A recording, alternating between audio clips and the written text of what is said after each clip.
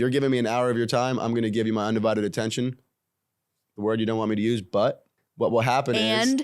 No, there is a but. There is a but. But what happens is if I'm working a deal and something is super important, right? Someone could call me. I'm not going to answer the phone in the middle of a meeting. Yeah. When someone calls me and they send me a text message after with a 911 or please call me, I'll say, hey, listen, out of respect for you, this might be you calling me one day and you need my help right away and it's time sensitive.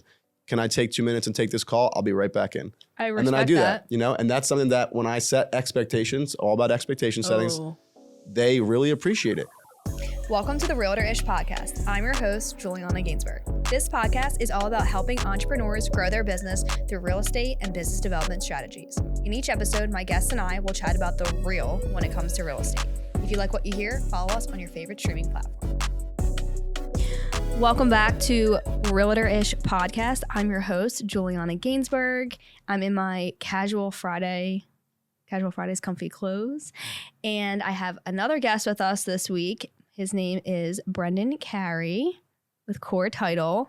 Thanks for having me. Thanks for coming. It's a friend of mine that I have met through the business, and I highly value your work ethic. So I think it matches my work ethic. Very similar. So today we're going to talk about just like different networking strategies, what you provide in your line of work to agents, and just kind of in and around what you do and how that relates to what I do. And I think that people who are listening, whether you're in real estate or you're in a different type of sales, or you're just looking to harness your craft as far as like networking and relationship building, then this will be something that people would want to listen to. Yeah, for sure. Listen, I'm just very appreciative of the time, looking forward to it, and can't wait to get started. Okay, well, I'm going to open this first. Do your thing with your sugar-free Red Bull. ASMR. Ooh. That was nice. I like that. No, I just like can't. I on the drive here, I was like, oh, I can't wait to get to the sugar-free Red Bull, Dom girl. will have sugar-free Red Bull. And speaking of, Dom is also drinking sugar-free Red Bull today, which do you normally? Do I normally drink sugar-free Red Bull? Yeah. I do not. I'm a white Monster guy, but I will not disrespect you and drink a different drink. No, I'm drinking it right now for you. Chameleon. Anyway, not sponsored. Part of what we do. Should be sponsored. All the time. Chameleon it. Be genuine. Be yourself, but also work the room. It's like tonality. It's like when you, for like my realtors or like people who cold call for sales, when you get on the phone and they're like, hey, or like they're like mad. That's how they do it. And they're like, what do you want? And I'm like, I just wanted to see if you want to sell your house. I'm like matching their tonality. Or like if someone's soft, it's like, hello. I'm like, hey, this is Juliana Gainsberg from Keller Williams Real Estate. How are you today? And the old lady's like, very soft spoken, I'm good. Like, you just like match them, like mirror matching their tonality. Yeah, it just made me think of that when you said that he was doing that. I'm just a smile and dial type of guy. I pick up the phone, I smile, I look at myself in the mirror, and I call. And I'm like, if I'm happy and they can feel that good energy, then they're going to be more likely to talk to me. How many, I guess you're calling agents, right? Agents, lenders, attorneys. Right. I mean, I'm still calling and trying to network with other professionals, even if they're not directly in our industry, like a carpenter, electrician, plumber, because they're out all the time meeting with people. They're in people's homes. They know if someone's going to sell their house or if they're looking to move, buy another house, whatever it is. My line of work, I'm always just looking to help be of value to anyone. So anyone that I can help find more business, teach them something to be a better professional, that's going to put me in the best spot to maybe get a referral from them somewhere down the line or an introduction to a realtor or a lender or an attorney. So if I can just go out and help people, it doesn't matter what their profession is, somewhere down the line it can help me. So like before we get further into that, for people that don't know, like just explain who you are, what you do, and like your title. Sure. So Brendan Carey, I'm with Core Title or Core Abstract in the city. Licensed in Jersey, PA, also Florida and Michigan. My title specifically is a business development rep, but what I do every day is meet with great people like Juliana, Dom, other lender partners that I have. And what I'm looking to do is two things always. Help you be better at your job and free up some time. So teach you things and help you make more money. So however I can do that, I try to take different strategies that maybe other title companies or other reps wouldn't. And it's a lot of brainstorming. It's a lot of planning. We definitely do a lot of business planning for the entire year. We come up with market strategies.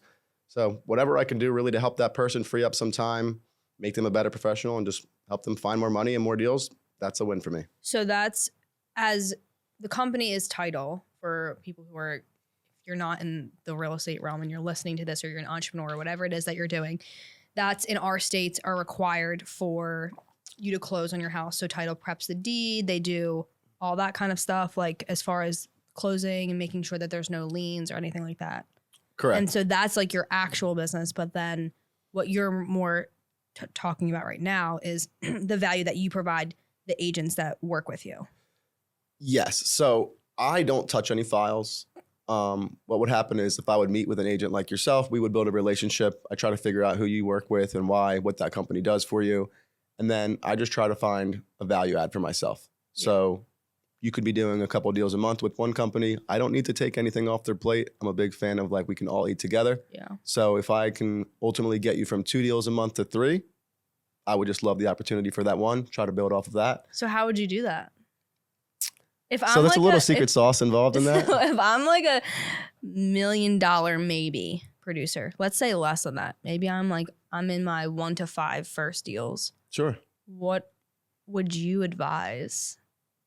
How would you help me? So actually the people that are not doing a crazy amount of business right now are my ideal potential clients, because I feel like we can grow together and I can teach you things that maybe an agent that's doing $15, $20 million a year might not need from me. That agent that's doing that 15, 20 million might just need me to close the deals and have good communication, and that's it. Right. But now the agent that is brand new, they don't really have the confidence. They don't know the marketing. They don't have the networking groups to attend. That's where I would come in, sit down, and try to show them how to actually treat the real estate industry like their own business. Yeah. So we would sit down, we would run through their calendar. I would take a look at what they do every single day, help them get a little bit more focused, because in real estate, we're 1099 employees, right? You're not getting paid for your time. Yeah. You don't clock in, you don't clock out. So if you don't have an actual strategy and you're not looking at your calendar and how much time you have in the day, you're going to be behind the 8 ball. So I really just try to take a look at younger agents, see what they do every single day, try to show them if we get a little bit more strategic, that we can make the best use of your time. You'll be able to find more deals. You'll be able to network with the right people that can maybe teach you something that even I don't know. Yeah. You know, maybe I can hook up a younger agent with someone like yourself or somebody that has the experience that can say, hey, this is what I've done early on in my career, and this has helped me tremendously. Or, you know, we talk about picking up the cell phone. You got to make the calls. If you're not willing to do the activities, do the stop bys, brainstorm, all of that stuff that no one wants to do, you're not going to be successful. And I'll be the first one to say it.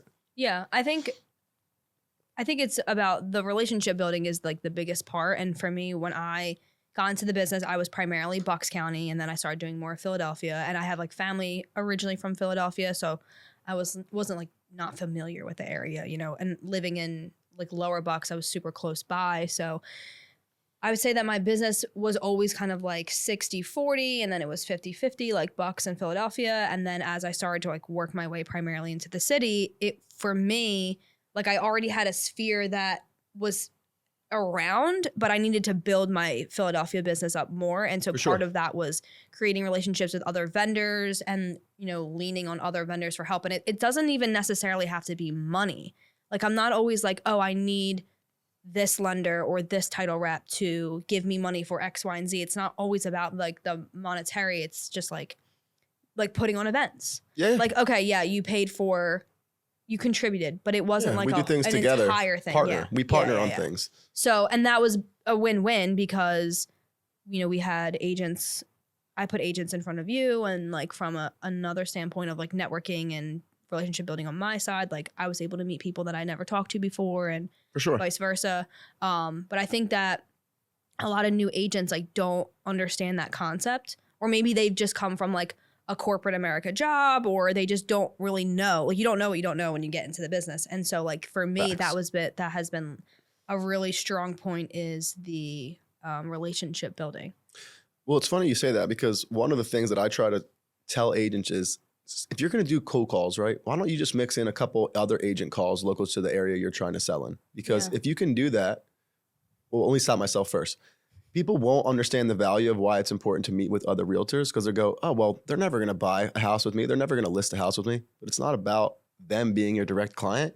It's, let's say you have a listing and I'm another agent. if we've had coffee, we've had a drink, we've broken some bread together, had some laughs, at least you're a familiar face. So if I put an offer in that's the same as someone else and we're two top offers, you know that I could do good business. You'll be like, hey, I'd rather give the opportunity to Brendan, knowing that he's closed files with me. Yeah. His lender always does good work, gets him to the table. And that's it. That's the easy one. You know? I like say that all the time. I was saying to that agent that we had breakfast with not that long ago, I was saying to him, like, you should meet with other agents. Like, you should take another agent out to coffee like once a month or like once a week or whatever it is, because you never know when you have them on the other side of a deal. And I've actually had that come to fruition. So I had a deal with another agent in the city who was with another company, and I guess her admin was like out for the weekend or something, like out sick or on vacation or whatever.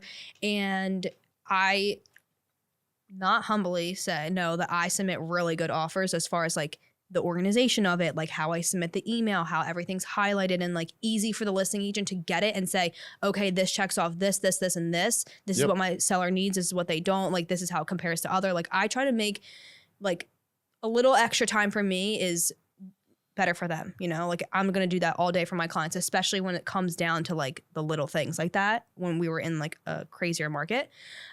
So I submitted a really clean offer for her, and she only had one other offer on the table, and we went back and forth for a little bit, and we were able to kind of like come to an agreement. And I said to the agent, hey, like, don't worry about it. Cause she was like all stressed. Her admin wasn't around. She does a very good book of business. I'm like, I'll take care of it. Like, I'll make sure everything's lined up. I'll loop everybody in. Like, you go deal with her daughter. Like, you know, she had, you know, a younger child and all that. And she was so appreciative of me being like, we're working together. Yeah. Like, we're not against each other. Like, we're working together so that your client gets what they want and my client gets what I want. And then we all get paid at the end of the day. Like, people forget that it's not like a war all the time. It's not a competition. Right. When we're at the table. So did all that, had a great experience. And then after the fact, she let me know like, hey, I have some off-market listings coming up.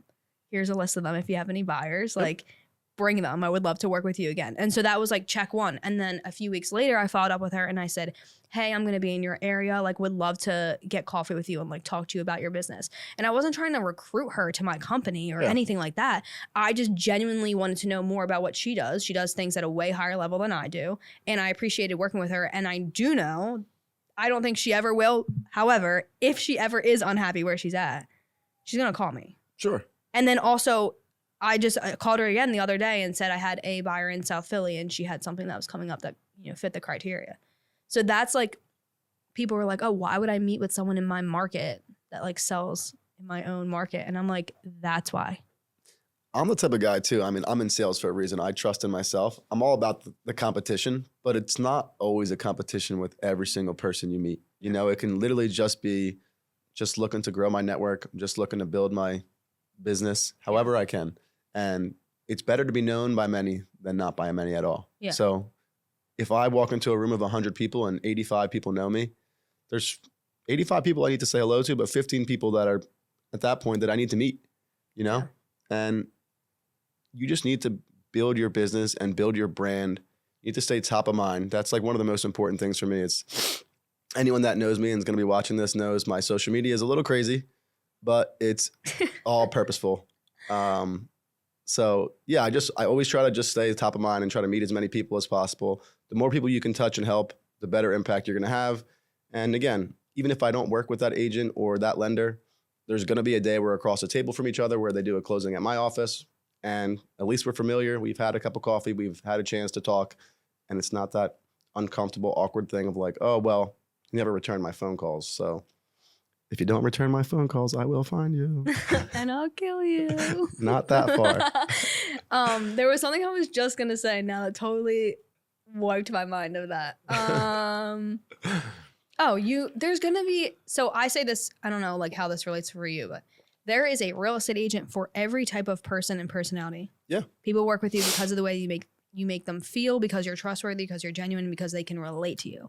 So there's going to be a ton of people, let's say Dom is a real estate agent, that are going to work with Dom and never work with me, whether it's because they just don't like me or they never have the opportunity to know me. Like, I just won't meet them and they're maybe down the street from me. Like, there's just enough to go around. And so that's why I just think it's crazy when people are like I just had coffee with someone at not yesterday, the day before, an agent like hit me up and was like, hey, let's grab coffee, like in the city, whatever. And they're like very close to being like much closer competition than like normal. Yeah. And I don't care. Like, also, just to throw this out there too, like going on the relationships, everything in title is regulated. So for someone to work with me, it's not because I'm less expensive than anyone else. This is the disclaimer for. This is a disclaimer just talking about relationships. So relationships are the most important thing for me. And you're always just trying to build a real relationship with someone before going ahead and ever expecting or even wanting to do any business. You know, I think where people go wrong in my industry specifically and in my role is they want to sit down with someone specifically because they do a ton of business, right? That's great. But like when you do that, you're going to have to put yourself in a spot where it's like, well, what can I offer them? They're looking for X, Y, and Z. But I don't do that. I sit down with people and I spend that hour and a half, however long that they're willing to give me. And I just try to figure out who they are as a person, what they've done prior to real estate, why they've gotten into this. Do they have family, hopes, dreams? Like, what are you looking to do with your life, you know? And when you ask people regular questions about life, instead of, hey, how many deals have you done? Hey, what's your production? Hey, can you introduce me to someone else? Those are all great, but I can look that stuff up myself. How did you learn how to do that? So that's a funny question because I worked for Xerox for a couple of years, a big Fortune 500 company. And Xerox is a ton of training. Would send you away to New York City for like a week at a time, every 6 months or so. And you learn about the psychology of people, how to sell, business, the art of cold calling, stop buys. And even though the industry wasn't for me, it put me in the best spot for now because I learned so much about how to call, how to stop in, how to really plan my week. Yeah. And like we said, if we're not planning our weeks out, we're flying by the seat of our pants. Block. You know, like by today, my next week is already planned out. So every Friday, I make sure I plan my next week. I have X amount of meetings every single day. I have X amount of phone calls. You have to know your ratios, right? In any type of sales, it's X amount of calls to get X amount of people on the phone, X amount of people on the phone to get X amount of meetings, X amount of meetings to get X amount of listings or potential buyers. That's how I would try to run it. And that's how I try to at least teach the people that I work with, primarily younger agents that aren't familiar with the process. You know, again, somebody like yourself or a $10, $15 million agent that's been doing it, they've got a process. They have systems set in place that someone taught them. You know, most of my agents, I will say, my biggest brokerage is Keller Williams. I know you guys have all these classes and all this education, bold, whatever you want to call it, coaching specifically. Shout out Jimmy Stoffi. That's my guy. But not everyone has that, right? Like there's these smaller brokerages that people join, and I would never speak bad about said brokerages, but they're not really, they're just there to collect a check, you know? And I think the great thing is, no, they have value. Not all of them, but they're not providing the same value that a lot of teams and bigger brokerages do. Well, that's why it's important for an agent to make relationships with people that like you. Exactly. And like, I'm not the type of person that ever sits down with someone and says, hey, let's get you out of there and find you a different situation. But there's been plenty of times when someone says to me, I'm not happy. You know, like, here's my split. Here's what I'm getting. I'm giving X amount of my commission away to my team lead, but I don't really see why I'm doing it. Yeah. And then we ask telling's not selling. You got to ask questions. Why do you think it's justified that you're giving them 50% of your commission? Oh, why exactly? We can go down this rabbit hole. I don't want to go down this rabbit hole. We don't have to. You don't have to reinvent the wheel. I'm not reinventing anything. Team structures the way that they are. The MREA tells you exactly how to do it, and that's it. Exactly. All right, well, we can end it on that note. We'll move on to the next one. It's a sticky situation. It's not. We have different views on this. I've also been an independent agent on what?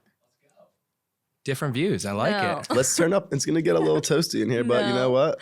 I'm already sweating, so.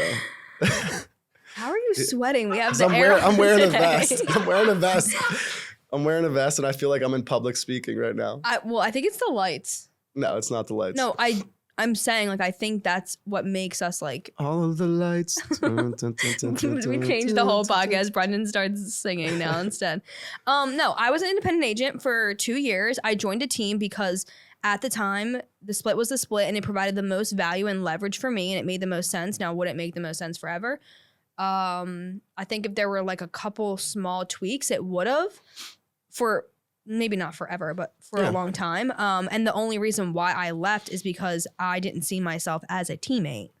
Like I just didn't fit in as a person in an organization. Like there wasn't a ceiling for me there, which was great because you can join the wrong team. For sure. You can make the wrong decision and join the wrong team and like hinder your growth. That wasn't the case where I was at. It just, my personality is not a buyer's agent on a team. Yeah. It never was. You also don't need the help from a lot of people. Like you have stuff that you've done already and you know, and you're also very strategic and planned. Yeah. So you don't need someone to tell you like, hey, let's go do this. Go make these phone calls. Hey, let's jump on a call for an hour every single week to be accountable. You don't really need that because you hold yourself accountable. Yeah, I do have, well, I will say within holding myself accountable, I have a business structure coach in place. I have a coach. Well, I kind of have a coach now. I'm kind of in between coaches right now. But if you listen to this first podcast, I basically use Kate as my coach. Okay. And I did 19 deals by myself before I was on a team, but it was over just under 2 years. Okay. And Still I was solid. coming to a slow point, and I was out of productivity coaching, which shout out to productivity coaching in Keller Williams, because I think I'm like a product of that. And I'm really thankful that they have that program in place for their new agents. But yeah, so I needed someone to lean on. I needed structure. I needed guidance. I wanted someone to pay all of my monthly debt. So like my mindset is always like, how do I eliminate as much monthly reoccurring debt as possible, or just make my income surpass that? So at the time I was renting an expensive apartment in the city. It was like a mental health decision. It was not a business decision. But I was okay with that. I knew that was coming, and I got all my business cards paid for. I got my marketing paid for. I got lunch every now and then. I got leads. I got my office bills paid for. I got my desk bill paid for. I had literally like, I think my monthly bills were cut probably like 75%. Really quick, one thing that I will say is you don't need to give X amount of percent of your commission to get a lot of the stuff that you just said. Because, one second, please. You can go do what you do every single day and build those relationships and find people that want to invest in you in a legal RESPA compliant way and go ahead and do things together. Business cards, leads, marketing, all of that stuff you guys can do with someone like myself, another title partner, another lender. There's going to be people out there that are going to see the value in you as a person, not just a cash cow that's going to bring them deals, because that's not what anyone wants. We don't want to look at people and say, oh, well, this person's more valuable than the next because they do more business. No, you have to invest in people for the people that they are. I'm not telling you to go out and take somebody to a crazy expensive dinner if they haven't done any business, but I'm saying you should still look at people like they're people. You know, we're not a product. I really want to get you to stop saying but. But. No, and. Because when you say but, you take back what you just said. And sometimes it's not a but, it's an and. Well, I stand by what I say. You're not listening to me. Are we going to cut it out? You're no, you're just not listening to what I'm saying to you right now. Okay. I'm listening. You could say a small brokerage is great, and you would find more value if you were with someone who provided more education. Because if you say but, then you're saying it's not great. I'll say I'm not trying to dismiss it. I'm just saying it's better for you.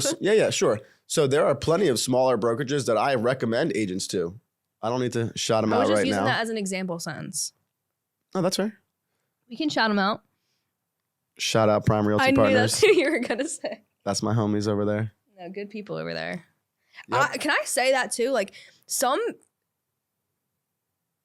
want to say this correctly.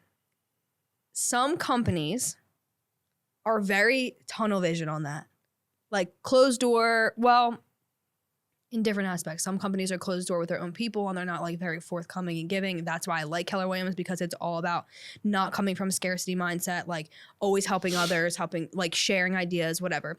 But some companies for like the exterior, like, oh, I work for this company, I can't talk to you.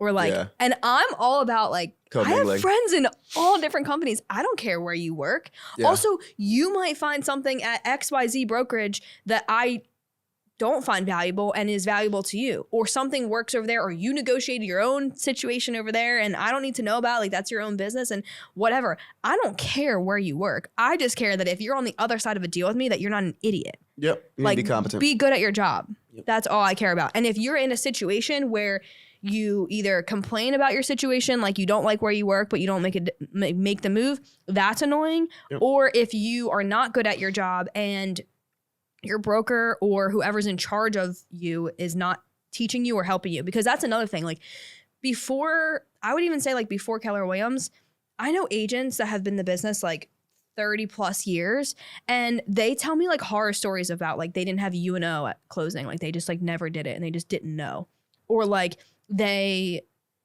just didn't know how to do anything because they don't teach you how to be a real estate agent in real estate school. Yeah. They give you vocab and laws and an amortization table. They just say, go get like licensed and go sell, you know? And you memorize all this for like hours on end, and then you're like, okay, I passed the test. Now what do I do? You don't know how to write a contract. Yep. You do not know how anything works. Then it's a bad representation of realtors in general and the brokerage you represent. And think because about you're this not knowledgeable. though. You get licensed and you sign up with someone, not Keller Williams, because they taught me literally everything I know. I would say like 97% Great education program at of KW. what I know as an agent, whether it's business or relationship building, I have learned through Keller Williams or through people at Keller Williams.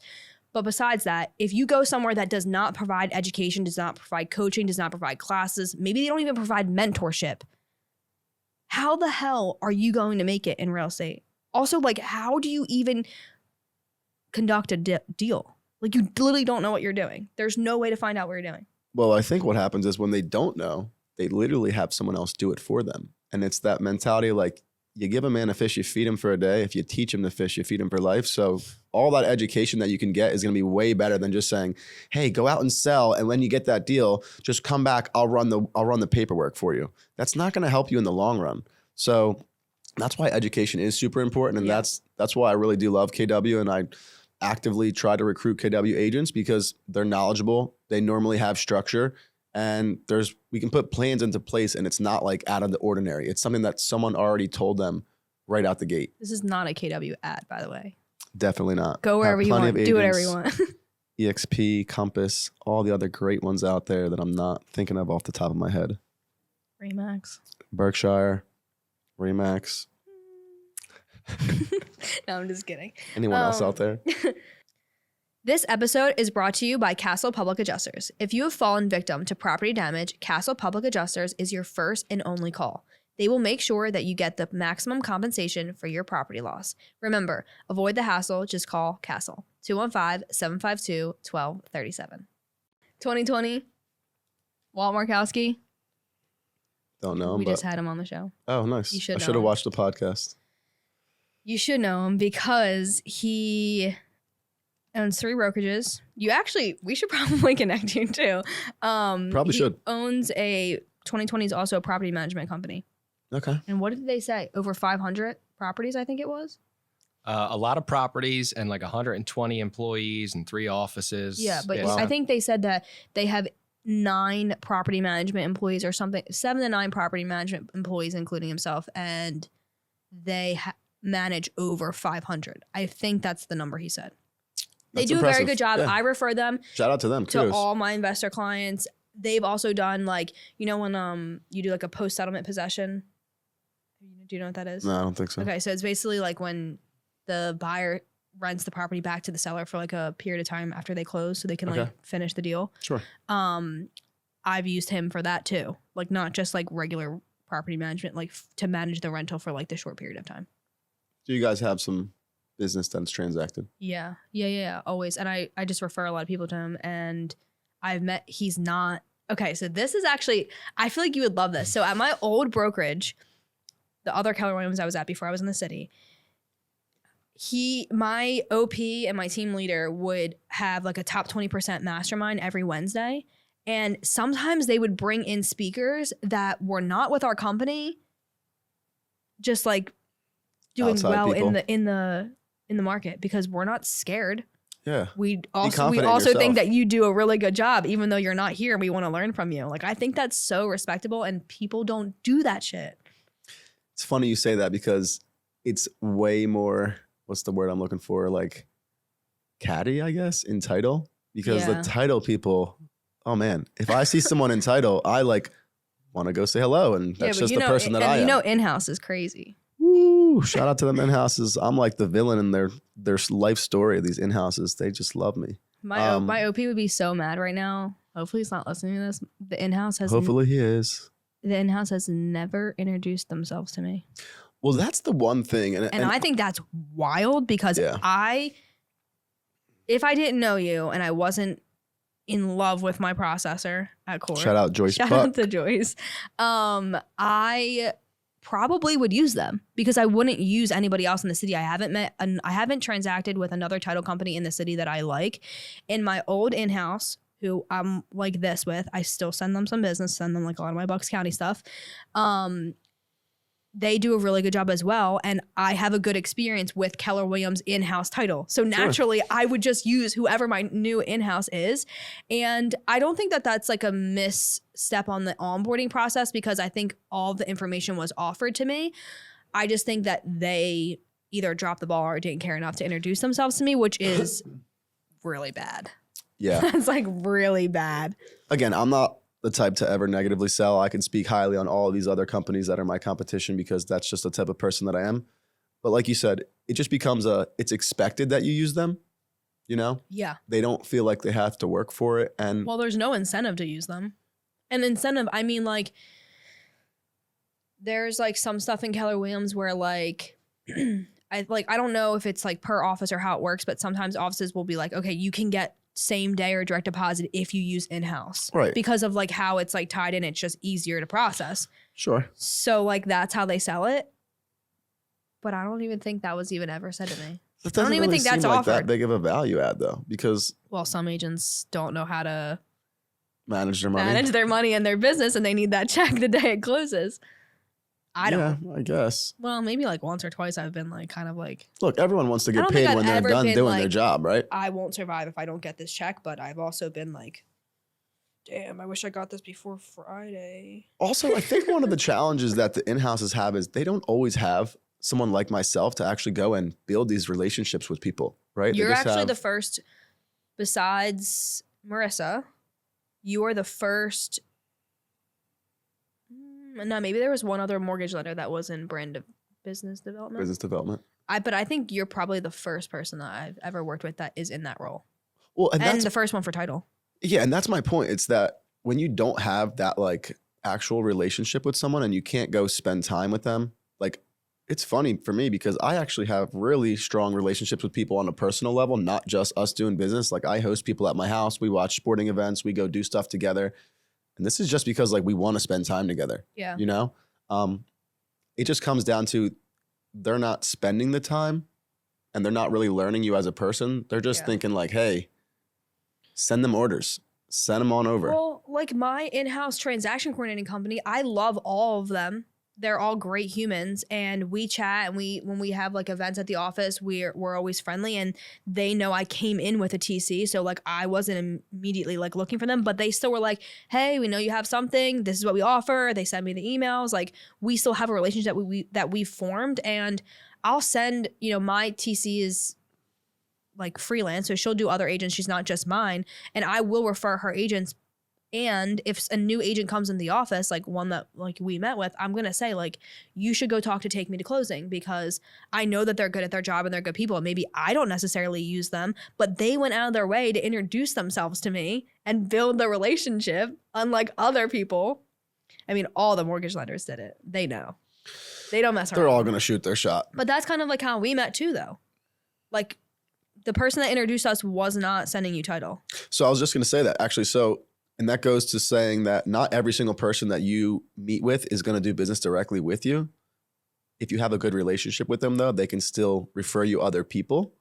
So one of my really good friends, we don't do any business together directly. He did make a great introduction to me for Juliana and other people. One of my really good friends, too. And he's on a really strong team. He's got good structure. He's just a good person. So go out and build those relationships. He's also like not an idiot either. Like he can tell that like you're consistent. Yeah, he knows. Hard, and so I'm just thinking. I think that that's interesting. Like I've done that for other people. I have relationships with people that I probably shouldn't because they have obligations to their brokerages, right? So they will make recommendations for me and make introductions, or without naming names, I had a meeting with someone scheduled a couple weeks back and they were in the coaching program and that person didn't go meet with me that day. It's part of our industry, right? That happens. So the coach, again, not to be named, said, hey, whatever happened with that meeting with Brendan? He's like, oh, I didn't go. And he's like, oh, well, did you reschedule? And he said, no. He's like, well, you don't do that to him. Like, he's not that guy. You go meet with him. So we scheduled something and I had my first meeting with him at Chick's Deli, best cheesesteaks in Philly, best cheesesteaks in the area. Brendan loves name dropping places. I'm all about promoting people if you haven't realized. But so we had our first meeting and had a really good time together. And next thing you know, I got that text message today. Hey, send me your email. I'm sending you over a buyer. That's amazing. So, you're not going to work with everyone directly. You try to. It's not always going to be a good fit. Yeah. Again, just because everything is so regulated, it's going to be a lot of relationships. And like, how do you think you can help my business? Yeah. So you really just have to find out what each person is looking for. I will say, for anyone who doesn't know how to figure out if this person is good for your business or not, these are what I asked. Like, what's your turnaround time? Who's the processor? Who's going to be my direct contact? What's the communication like? What's the value that they provide? I mean, we've hit like most of those points. And I will say that I said, if my TC likes you, you can stay, because my transaction coordinator does everything contract to close. So I don't really even deal with title that much. What? No, you don't. That's fine. What's the face for? I was just readjusting myself. Oh, okay. So, I was like, yeah, sure. Here's your shot. Here's this deal. And of course, Joyce is just. I can bring people in the doors. Kiss. I can't keep people there. That's going to have to, the people that touch the files behind the scenes, all of our processors, all of the closers, notaries, whomever, they're the people that make a lot of the magic happen. But some do a terrible job. And that really annoys me, because I'm like, my whole business with my clients is built around the experience. Like, yep. I have had multiple deals end with, Jewel, this was so easy. Everyone has such a stressful, hard time buying a house, and you literally made, like, we didn't even have to think. We just reviewed paperwork, signed it. We were on schedule. You and Kayla did an amazing job. You helped us. You brought in great inspectors and lenders and title people, and you literally just made this like a walk in the park. Thank you. That's my win, and that's what I want. And if I have a title person, processor, whoever, like sending me a million emails, clogging up my TC, clogging up me, yep. Asking for things that we don't need to ask for, or not doing any of those things, not communicating at all, then like that's gone. Like if you're not in line with my vision and like how my process is, like you're out. Well, that's why. And it's very easy to replace people in this business. Oh, for sure. There's so many of all of us. Yeah. It's really important though to actually set those expectations right out the gate. So before we even ever have an opportunity to do any business, you have to ask, like, why do you work with that certain company? What do you like about them? Give me the information, give me the tools, so I can make sure that if we do a deal together, I'll make it as seamless as possible for you. I really respect the one time that you called me and you were like, hey, I'm about to go in this meeting with like my team. What's like the pros and cons? Like, yeah, what do you like from your previous title companies that you've worked with? What do you like that we've done? What you don't like? Like, I need to know when I go into this meeting. So like, I'll tell you right now, everyone likes compliments, right? Everyone likes to hear when things are good, but even more, we can't get any better unless we know when things are bad. Or even if they're not bad, if just like it didn't go exactly how you would have thought, like that whole wave the magic wand and like, what's your experience going to be like? If the ball was dropped somewhere or something was said at a closing and it just didn't seem like that perfect experience for you, just like let me know, because. Oh, I let you know. Oh, I know. And guess what? We make it right going forward. We have to be vocal. We have to have good communication on both ends. So it's super important when someone can actually, and you have to have that relationship with someone in order for them to tell you without feeling like, oh, is this going to hinder our relationship? No, like I welcome the good and the bad. Like we had like one minor hiccup at one point in a deal. What are you looking at? No. Look, it's inevitable that things will happen, right? First of all, I'm much more calmer than I used to be. I think I'm pretty easy to work with for the most part. Easy going with me. I don't know how you work with everybody else. So I don't really normally get upset unless things make me look bad when it's not my fault, especially with my clients. So especially when you make recommendations, it becomes a reflection of you. Yeah. Right? Yeah. That's why it's. Yeah, like I told them to use. Well, I didn't tell them. I said, you made a recommendation like, hey, you should use this company. Core is pretty solid. Feel free to look out. Here's a couple whomever. other options. Yeah. Here's like one other option. Yeah. So anyway, instead of being annoyed about it, I called you up immediately and I said, hey, this cannot happen again or I'm not working with you anymore. I don't know if it was that brash, but she's trying to flex on me right now. It wasn't that deep. It wasn't that deep at all. But it was something that very minuscule situation, and it also took place after the closing was changed. We couldn't get Juliana the same exact closer she wanted. I'm very particular. As you earn the right to do that. But I will say the reason why I bring this up is not to be like Core is bad, because Core is amazing, and you wouldn't be sitting here. It was that when I told you, you were like, okay, noted. And now on my file, everything that comes in, you have like prefers this person, that this location or whatever it is. And so my transaction coordinator is the same way. Like she knows when I give people a couple of home inspectors, one of the companies, there's 2 home inspectors that I specifically like. And if they choose that company, I will not let them have anybody else, because I know that I can confidently send them there and that inspector is going to be calm and thorough and answer questions. It's not about them like inspecting and not like scaring them. It's about them giving them the service that I would provide if I was doing that job. Exactly. And so my TC has noted that when she sends these options, it says, if you choose this person, request XYZ or XYZ. And so I really respect when businesses are very good at taking note. And when you were very like, thorough. It's on your file, it won't happen again, I was like, wow, I love that. Well, how can I give you the best experience if I don't know what you want, right? 1,000%, which is why I told you. Yeah, and that's why I asked. You have to but ask. Yeah, essentially that I really like driving. I'm like telling you what happened and you're like, it's in your file, it's noted. And the funny thing is I remember that specifically. I was actually at an event sitting down at a fire with a bunch of people. And he answered the phone and said, "What's wrong?" Like literally I know. Before he like knew. I always. Well, Are I knew you that okay? we had What's a closing. You know, she called, pick up, and it's just like figure out what happened. Yeah. We can get to the bottom of it. Okay, what did you like? I was that mad. You weren't mad, but it was a like, all right, 15 or 20 minute conversation when I was at an event, so I knew you weren't happy. What? You could have just said like, no. I gotta go. I will give anyone the time of day. A networking event is not like I'm sitting down at a lunch with somebody. Yeah. One-on-one time, you know? And that's the thing with me is we talk about how important communication is. I keep my phone on the table, and this might rub some people the wrong way. I tell them when we sit down, listen, if you're giving me an hour of your time, I'm going to give you my undivided attention. The word you don't want me to use, but what will happen is... No, there is a but. There is a but.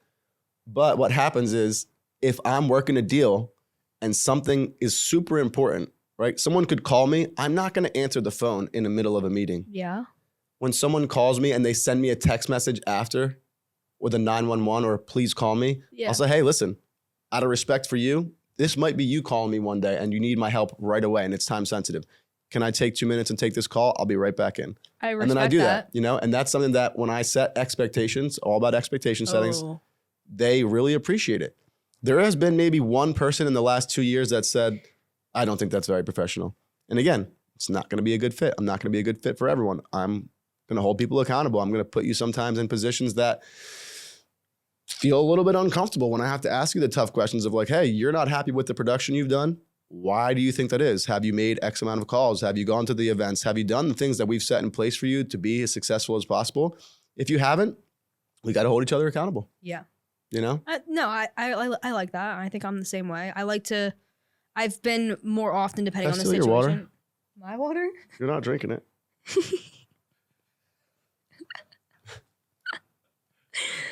I go like this on the table, but I think I'm in a little bit different situation than you are. Mm-hmm. Also, like banks are closed after 5 o'clock. Any problem can be solved. Yeah. It's just a little bit different. Like I've gotten phone calls like on Saturday at like 11 o'clock at night about stuff. And like, it's funny for me, maybe this might not come off the right way, but I tell people all the time, call me whenever, I'll pick up whenever. You might get me on a martini or two. Oh my gosh. I mean, it's real. That's me being real. Being honest. Being real. I'm just being honest. the TikTok videos that said, I don't need to be real. I just need to help you make more money. You should do that. Yeah. I just want to be real. I just want to be your. It's like, I don't. What does it say? Like, it's need to be real, or I don't. No, it's a be real is a thing. I don't know. Do you know what be real is? No. I don't have it either, but it's basically like an app where you like take a picture of you in where you're sitting and then it takes a picture of like what you're looking at, and it's 2 frames. Oh. And it says you're supposed to say it's called a be real because you're like in the moment. So the trend is I don't want a be real, like no spaces, and then you do no spaces like I want to be your title rep. Oh, so I would just say I don't need to. You could just. I don't want to be real because is it I Deja am Loaf? real. I am genuine. Be honest. Let's just be real. Exactly. That's what came to my head when you said that. And you know me, like I'll bust out singing not on this because my voice is bad. No, you did. You did in the beginning of this podcast. Didn't even realize. Wasn't he singing earlier? Maybe. So anyway, in closing, Closing. any final thoughts on or advice for someone who's maybe in a sales position or on networking or relationship building? Anything else you want to leave with the listeners?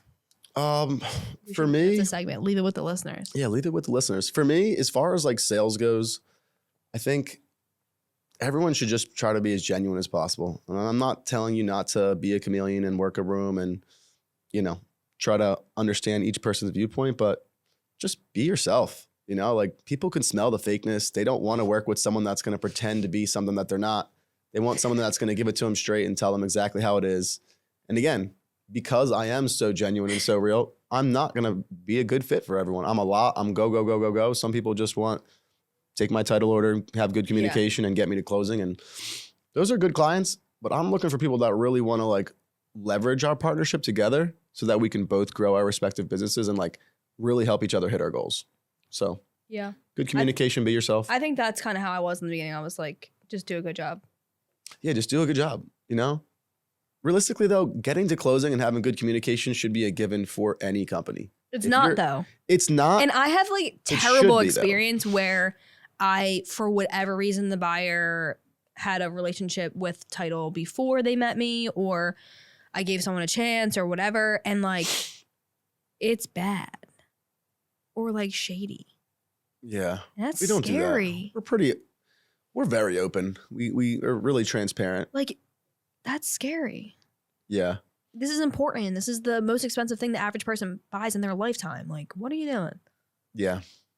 Well, that's why you need a good team behind you. Again, I can do I have a great job, very fortunate, very blessed to be able to go out and meet with people all day. And I'm very extroverted, so that fits my personality. But the processors and the closers are the ones that are going to actually make it happen. No, why are you pointing the finger? He can still say and it works in that situation. He's not taking back what he just said. They're 2 different words. It's not that he's taking it back. He's showing the other side of it. Exactly. You usually think this, but this. Because if you just say and, it means you couple them together. When you say but, you're trying to show the difference between the two. Or you're coupling both ideas. It's yes, I'm extroverted and... Okay, we're allowed to agree to disagree on some things. That's the great thing about. Yes, and is the word. Well, that's the greatest thing about having real relationships and partnerships is you can have differences. You can see 2 different sides of things. I don't agree with everything that Brendan says all the time. No. However, Joyce does a great job. Joyce does a great job. We'll leave it at that. Joyce does a great job. This is Joyce's day. This is about Joyce. The thing is, if Joyce was on this podcast, it would be going a lot different. What do you think? Should we bring her on? What do you mean we're going different? Just, again, you're talking about 2 different types of people. Oh, yeah. Joyce is not a business development. Right. I mean, most people aren't going to be like Brendan Carey. Let's be real. Let's just be real. Let's just be honest. You like reel them in. Yeah. And like you capture the fish and then she like cooks it. Well, everyone knows I'm the cook. Okay, but not like that. Whip it up. Give them your socials. It's 1. Oh, man. Tell them what your socials are. Oh, Core Title Brendan on Instagram. Not your social security, you dummy. I meant your social media handles. Yeah, I think it's Core Title Brendan and on Instagram and Chef Boyardino on TikTok. Chef Boyardino. Do you want to tell them why? Chef Well, I do Boyardino, love to very cook. Quickly. I mean, Chef Boyardee. It's like a play on Chef Boyardee. Nickname was Dino as a kid. Figured I'd throw that together. Why was it Dino? My mom is from Italy. I'm one of 5. All my other siblings have Italian names. All my cousins. It's Marisa, Marcello, Domenico, and Cinzia. And then I have Brendan, Ryan, Carey. So my dad tried to make it a little bit more Italian, and called me Brendino for a long time. And we just shortened it up. Yeah. Just wanted to know. Cooking game is very strong, though. Got Friendsgiving coming up tomorrow. Already made sweet potato gnocchis from scratch. You should do a Friendsgiving with realtors. Yep. We're also going to do like a little Secret Santa type thing. Oh, that's Everybody cool. get together and do that. That should be a good time. Connor will be in that, which will be nice. Maybe we'll do another podcast discussion on client parties or events. Everyone like likes to feel appreciated, right? We have like a whole thing with that. No, we do. I feel like that's Not something everyone that wants you to- and I are kind of like, that's like our thing. Well, it's nice because people always want to go and do all the fun stuff. You need to find the ways to build the value into and make it important for them. Like just going and buying a tray of food and drinks and having people come by is not going to always be as beneficial. When you set it up though to where it's like, hey, let me introduce you to the people that you don't know here. Yeah. They're at this spot. You guys should try to set up a coffee. You know? I tell people, if you're an agent, you're going to buy yourself a cup of coffee in the morning most days anyway. Yeah. For you to go spend $5 to buy someone a coffee in the city, maybe check out a new coffee spot, talk to someone, understand what they're doing and how they've been successful, it's going to have a big impact on you, whether it's financial or it's more knowledge. Knowledge is power. You know, so the more information you have, the better. Jules really doesn't like any of these little things that I'm dropping. Like the guy with the fishing thing. She's just like, ugh. I mean, I matched it. I matched it with the description of you reeling them in and Joyce cooking There them. you go. No, it just made me think of, who says that? Tupac? Knowledge is power, truth is, he has like a thing in the beginning of one of his songs. No, I'm not sure. Knowledge is power, truth is something. I don't remember. I don't know. Doesn't, R.I.P. doesn't matter. R.I.P. Tupac. Anyways, that's going to be it for today. Love it. If you're not following me on my socials, since we already shouted out yours, it is on Instagram, JUL_the-realtor, or on TikTok, just Jewel the Realtor, no spaces, no capitals, no underscores, JULtherealtor. Just making sure We're I gonna spelled sign Jewel realtor up right. for the spelling bee as well, actually. If you're not following the podcast already, make sure that you follow us on your favorite streaming platforms and stay tuned for more episodes coming soon. Finger guns.